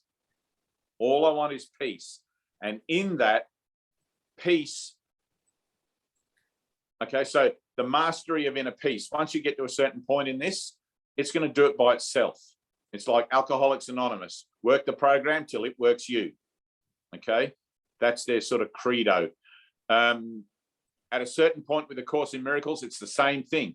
You'll realize that your mind's automatically starting to adopt a forgiving nature, automatically starting to let stuff go without you having to stop and do a lesson. Okay? And you'll be like, oh, far out. That's awesome. I'm so glad that's happening. Right? That's a really cool point in transition. But until then, you've got the work to do. Okay? Until then, and it's all uphill. It's like Jesus said, the path of salvation is hard and steep, and there are a few people that you'll find on it. Right? Look, out of 7 billion people on the planet, there's what, 8 or 9 of us in this chat room. Not that there aren't other chat rooms, but you get the idea. 2 in 10,000 will hear this, he said. Hopefully consciousness has raised up enough since 2,000 years that maybe 100 in 10,000 will hear it now. I don't know. I don't know where he gets his stats from. He might just pull them out of the ether, but Jesus is probably good at pulling shit out of the ether. He turns water into wine. Any questions? All right, so I'm going to leave you guys in your pain. We're not going to do a light session. I want you to sit for a minute. Don't dwell on it, but sit for a minute or two when we finish our thing. Before you go about your day or go back to bed or whatever, just sit for a few minutes and try to realize the nature of being on a deck chair on the Titanic, okay, as the predicament in which you find yourself now. I need that for you guys to dawn on your mind so that you don't think there's any hope of a better deck chair, because they're all going down, okay? Then you'll find a more greater affinity with salvation, okay? Then you'll feel like you want this more, because the ego will always attempt to convince you, oh, there's a better option. Maybe if you just try something else, right? It's all the Titanic. It's all going down. The sooner you get that out of your system, the sooner you accept that and get on with the job, the better off you're going to feel about things, because you're going to stop wasting all that energy on trying other stuff.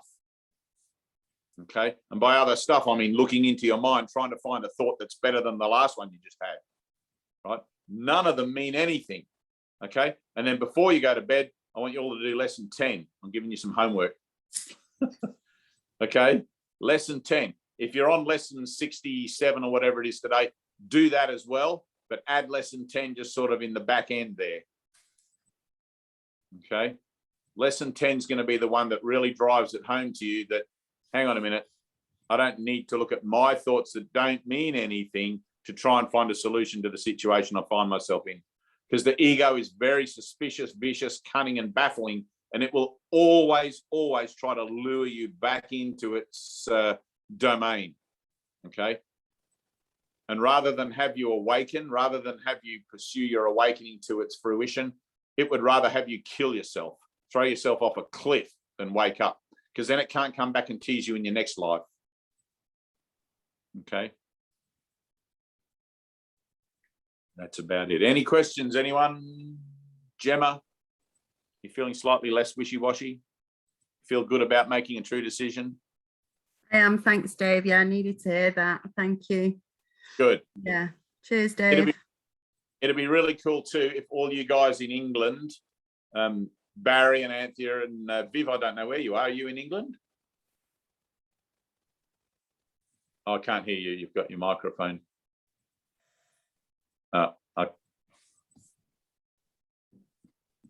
Your microphone's muted, but that's either yes or no.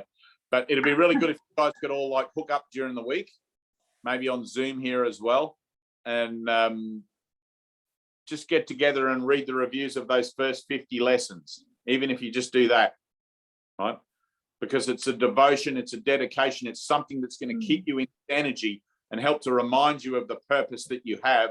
Ida, are you in England, or you don't sound English?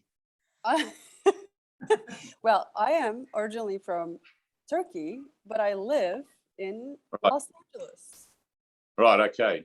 So you're up late, or you're whatever, or early. I don't know. I have no clue. It's 3 p.m. here, so I'm just like Tina. All right, yeah. So, but try to get together. Like often. If you can organise a time during the week, like one night a week, even midweek, so that, because what happens is you have a Zoom meeting, you feel great in the Zoom meeting because you feel like all of a sudden everything's sort of coming together and you're getting a bit better of a grip on it. And as soon as you walk out the door, the ego sneaks back in and goes, gives you something to do, gives you a little job or maybe whatever. And before you know it, you're back out in the field of dreams, interacting with the figures of your dreams as if it was real. And in the early days in this, you cannot not get corrupted by it, okay? Which is why we have 365 lessons. If you could just do one lesson and walk out there and never react to anything else again and ever, I'd be completely happy. But it's like, I don't know anyone that can do that, including me. But I have noticed throughout my transition in this that my reactions to things now they're not there. They're not in the same way they were, right? I mean, that's 25 years or whatever, but it's not about time. It's about integrity and the willingness to be miracle-minded about stuff. So it collapses your own individual timeline. All right. And I know that coming together, because this is an exercise in joining, this is about communion and unity and everything else. If you guys can put together some time somewhere and come together and just read through those first 50 reviews, the first 50 lessons, the gains that it will bring to you will be incredible. You'll just be like, aha. It's like a little slap on the face, wake up. With a wet fish. I had Ted in my face all the time. Ted used to be in my face. Man, he called me out on so much of my bullshit, right? It was tough. I don't know if you've ever read any books by students of guys that actually sat on like an inner circle with an enlightened teacher. Like I read this book once.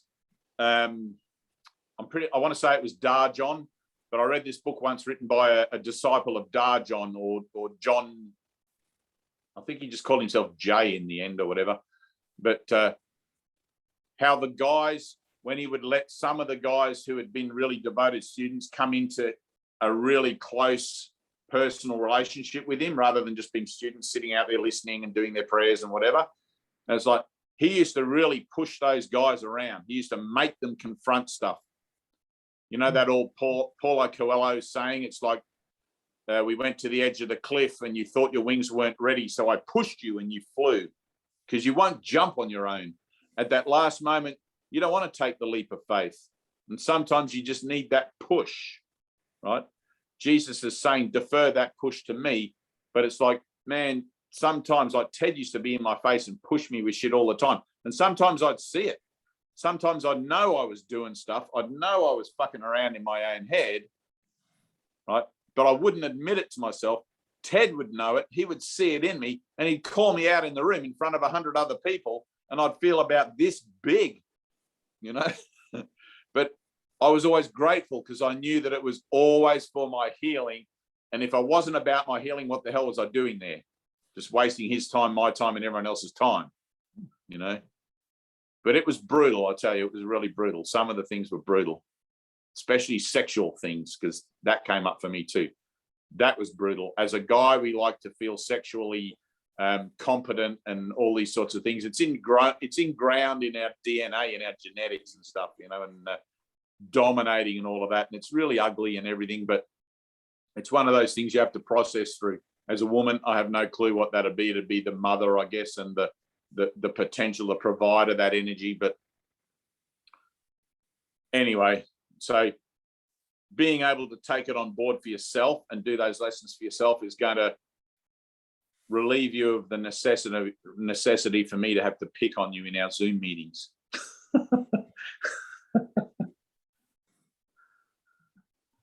I don't enjoy it. I don't enjoy getting on Gemma's wishy-washy boat and going around the ocean with her doing all this.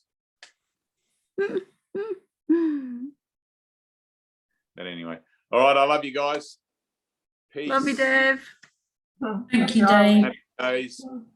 Do your lessons. All right. Do your lessons. Read your book. Do your lessons. Read your book. Just keep turning up. Keep doing everything. Keep involving yourself in whatever you can with your own salvation, and learn. Teach yourselves to be vigilant. Okay. And be aware for those catalysts, for those opportunities to choose, and then step back and make the choice for God, not the choice for what seems to be the options out there presented in the world. Okay. And don't decide how that choice for God ought to look. If you've got a preference about how the choice for God ought to look, then you're not really still choosing for God. Okay. It's got to be unconditional. I'm going to let go unconditionally. I'm going to give this to God. I'm not going to put my 2 cents worth in, because my 2 cents worth gets me only 2 cents worth back. And I want everything back. I want the whole caboodle. Right? I want my wholeness, my perfection. I want everything. Right? That's what we're here for. We're not here for any less. Yes. Thank you, everybody. Thank you, everybody. Thanks, everybody. See you next time. See you next Thank you, time. everyone. Nice to see you all. Yeah, you too.